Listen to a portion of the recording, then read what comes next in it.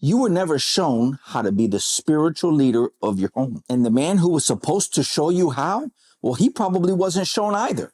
This thing goes back generations. Think about the man who raised you and be honest with yourself.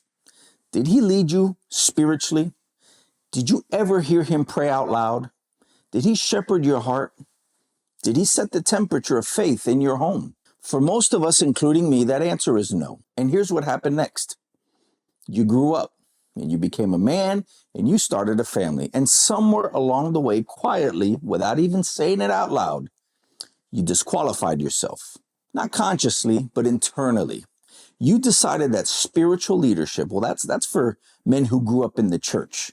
That's for men who had a father who showed them how, who've got it all together. And since nobody ever showed you, you've been silently sitting there, checked out of the most important role you were ever given. You're trying to lead your family somewhere you've never been taken yourself. And you're trying to give them something that you yourself were never given. And nobody told you that was even part of the job. Today that changes. Okay, you know what I'm talking about. Whether you grew up with a father in the picture or not, you grew up watching men who knew how to work, who knew how to provide, and perhaps maybe even knew how to protect. But spiritual leadership, it's a whole nother thing that was either absent or distant, didn't even register at all. So now we're standing here as a man. Maybe you're young, maybe you're just starting out, or maybe you're in the middle of it with kids at the dinner table and a wife who's looking at you for more than just a paycheck. A household that's running, but not thriving. And you feel the weight of what you're supposed to be, but you don't believe you can actually be it. And I want to say something that most online teachers won't say because it's not comfortable. The doubt is not a character failure. It's a formation failure. You were never shown how to be the spiritual leader of your home. And the man who was supposed to show you how, well, he probably wasn't shown either. This thing goes back generations. We became excellent providers, capable protectors, but completely silent pastors. And for some of you, you're not yet the father whose kids have drifted. You're the son who watched it happen. You're watching this because you've already decided that you're going to do it differently. Good. I need you to stay with me because this is what I'm about to give you. This is the thing that nobody gave you, me, or your father. For those of you new to this channel, I talk about manhood through 3 lenses. 3 roles every man is called to operating, and I call it the 3P framework. Provide, how you resource your family financially, practically, and emotionally. Protect, how you guard your family physically, spiritually, and relationally. And pastor, how you shepherd the hearts of your family, leading them towards God, creating safety for hard conversations, setting the spiritual temperature of your home. Most men I know are working really hard at the provide and protect pillars, and they're showing up. They're doing great jobs on those 2. Amen. Bravo. But pastor, that's where it gets silent. That's where it gets uncomfortable. And that silence has cost most men a bill that they're not even realizing that they're paying until their kids are grown and that distance becomes permanent. Today, I'm going after the pastor pillar because it is your single greatest leverage point as a husband and as a father. And almost no one in this space is actually talking about it with any depth. Ephesians chapter 5, verses 25 through 26. Husbands, love your wives as Christ loved the church and gave himself up for her that he might sanctify her. Notice what the verse doesn't say. It doesn't say provide for her as Christ provided. It doesn't say protect her as Christ protected. It says give yourself as Christ gave himself. Christ didn't manage the church from a distance. He was present. It was personal. This is intimate stuff. He knew people by name. He asked them questions. He wept with them and he interceded for them. See, this isn't something you can do from a distance. A pastor doesn't just manage a household.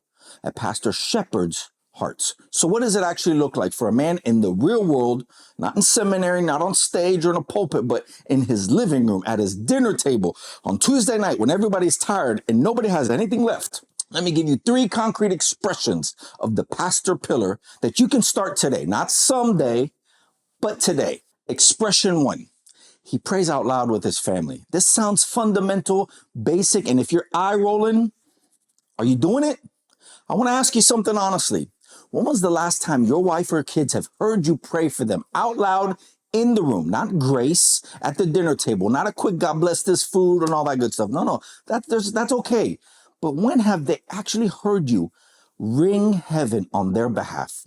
An actual prayer where you brought her name before God. When was the last time your kids watched their father talk to God on their behalf? For a lot of men, the answer is never, or almost never. And I get it. No judgment. This is something deeply vulnerable about praying out loud. You feel exposed. You don't have the right words. You start mumbling and stumbling, and I get it. You're afraid of it, that it'll sound ridiculous or shallow or overly performative. So you just stay quiet. I'm praying on the inside. And I get that. There's a time for that too. But the silence says something that your family hears whether you intended it or not. But here's what I've learned. Listen to me. Your family doesn't need that perfect theology or the King James English. They just need to hear their man talk to God. For the first time, you pray out loud with your wife. Really pray, not a quick grace, but an actual prayer where you bring her name before God. Trust me when I say this will shift things in your home. I don't know how to explain it theologically right now, just in this moment, but I do know with experience that something does happen. Okay, expression 2. He shepherds and he knows his people.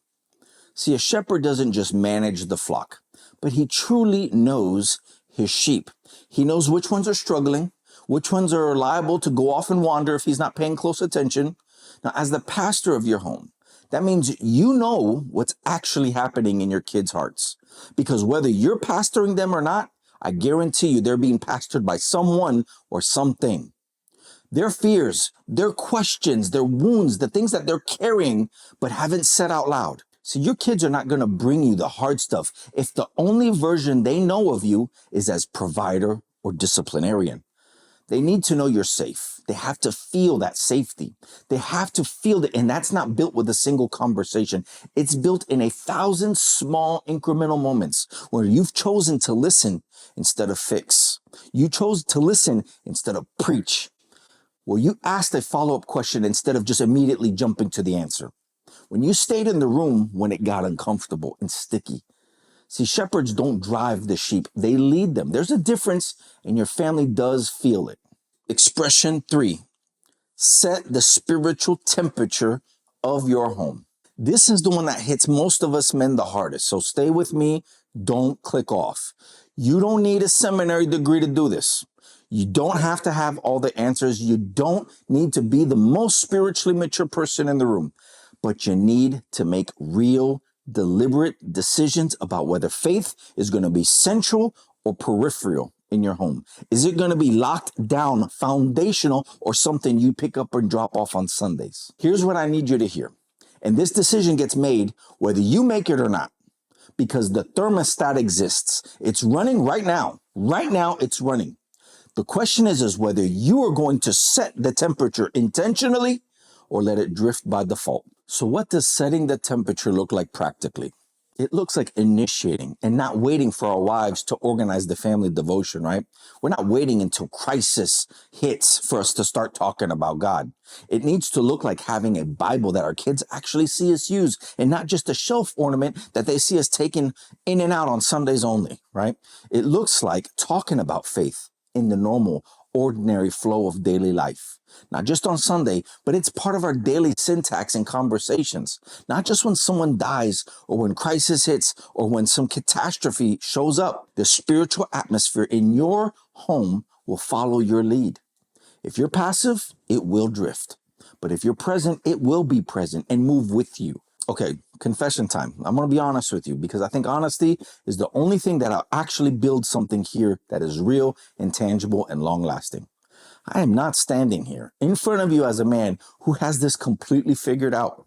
I'm standing here as a man who's still in the fight, still in formation, battling this thing day in and day out, just like you. See, there have been seasons in my life earlier on where my wife was the spiritual leader. She was the one ringing heaven on my family's behalf while I was out earning the paycheck, while I was out providing, while I was out chasing rank, chasing promotions, chasing career advancement. She was at home holding down the fort, being the backbone of our family. And I was, although physically at times there, many times I was emotionally and spiritually absent because I was too busy chasing what I thought was the right definition of a man. provide, protect. This whole pastor pillar was completely absent from me.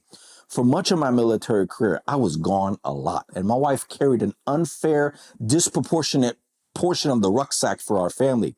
She was the constant presence. She was the calm, cool spirit. She was the one keeping it all together while I was out earning the living. Now, I'm not throwing shade at that because many of us find ourselves in that boat. We have a mission, right? We have to provide. We have to bring home the resources for our family sustainment. And I get that. That's important. And I'm not trying to minimize the importance of that role, but not at the expense of pastoring your home. And as wonderful as she is, she's not meant to or called to be the pastor of our home. God gave me that role, and I am uniquely called to that mission, whether I acknowledge it, accept it or not. The responsibility is mine. I thank God for softening my heart and allowing me to see what was really happening, opening my spiritual eyes and opening my heart to be sensitive to what was actually happening and allowing me the grace to step into the role that I was uniquely designed to hold. And today I'm a better man for it, and my kids and my family are better for it. See, I've had to repent for being present in body but absent in spirit. Maybe some of you share the same gift that I have, where we can be present and not present in the same room at the exact same time. And if I'm honest, there were seasons where my family got the best of my provision efforts, but the leftovers of my presence at home. 1 Peter chapter 5, verses 2 and 3.